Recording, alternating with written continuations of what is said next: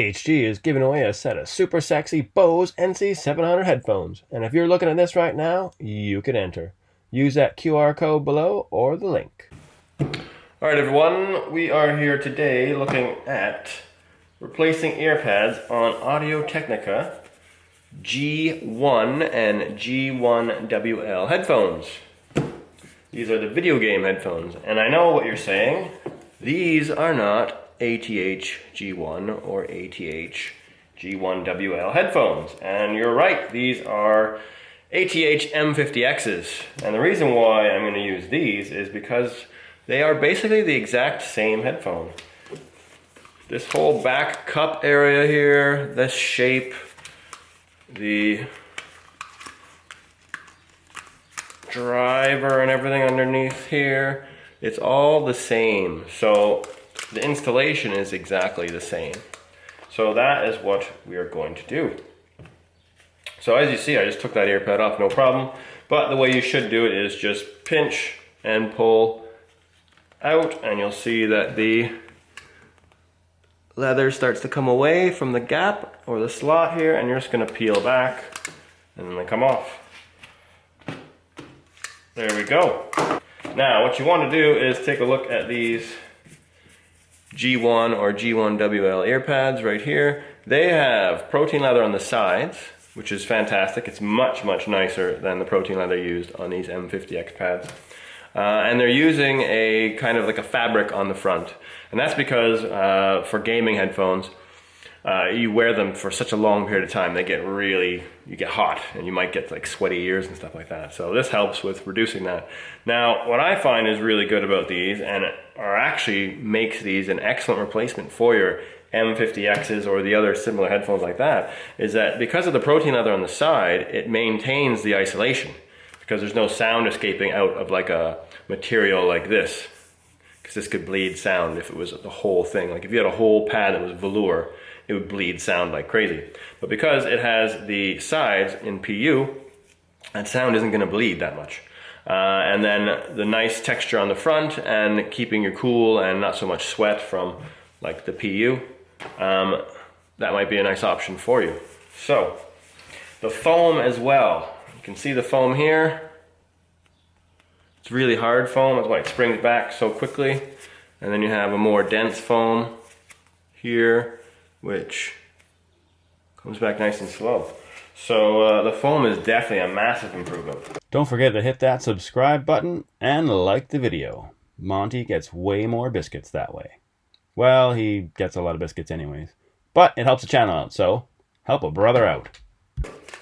Now, when installing these ear pads, I have done an installation for these before, but it's actually inside of a video that has numerous other installations. So I'm going to make it again so that it's easier to find. And obviously for the G1 and G1WL headphones.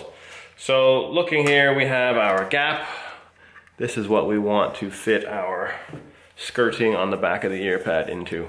We're going to fold one away, extend the headband so we have more room.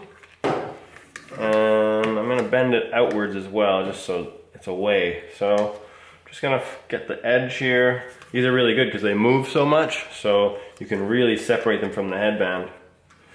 Remember, the line on the bottom indicates the bottom of the ear pad, so I'll flip that around. I'm just going to get one side in. So I have one side in here right now. I'm going to put my thumb on that, and I'm just going to take my fingers and my thumb and go around. Now that I'm here, I'm going to hold right there, flip my hand over, squeeze again. Here we go, and going back, doing the same thing. As you get closer to finishing, it'll be harder to install the pad, so you got to pull up a bit more. Remember, you want to pull up on the pad, the whole pad, not just pulling up on the skirting. If you just pull up on the skirting, it's more likely to rip. Right, so that is one. We'll just angle that right. There we go. And now on to number two. So get that edge in there.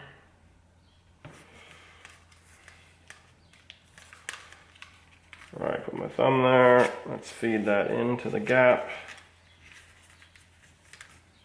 flip it over, grip, and we're still going.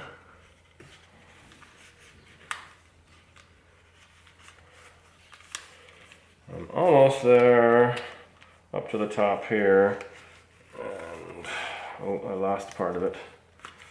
That will happen at times, so let's go. There we go. Got to pull up a little bit harder. So, there you go. Looking nice, comfortable, all finished. Only take you about a minute or two to get this done if with a little bit of practice. If it's your first time, it might take a little bit longer. The key and last point I'll make is that the ear pad size is very similar.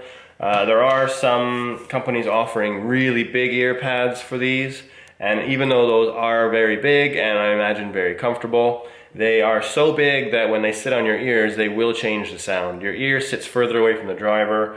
There will be more sound leakage because the skirting on the back of those ear pads, because the ear pad is so big, it is quite loose.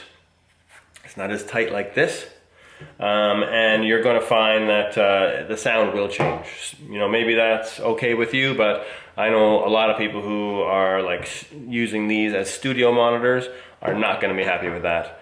If you're just using these to listen to music and you're happy with the sound change, then maybe those are right for you. But I offer them myself, but I've never actually promoted them for this model of headphone directly, because I don't feel that they are a benefit to the actual headphone. It really does affect the sound.